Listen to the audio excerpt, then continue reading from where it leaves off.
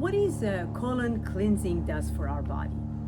Colon cleansing basically is the rehydrating the impacted, the hardened stool in the colon, which is the last part of your GI system, your gastrointestinal system, which is important in eliminating the waste.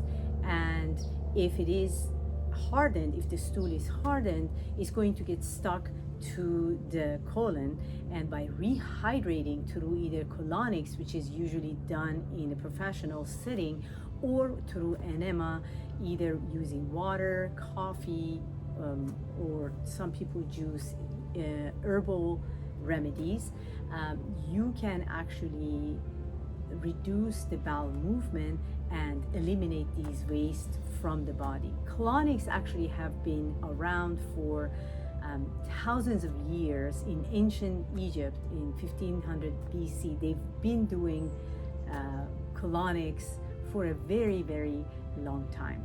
And it's a great way to reduce the waste in the body and reduce the fatigue. If you're fatigued, if you are constipated, all of those could be helped by cleansing your colon.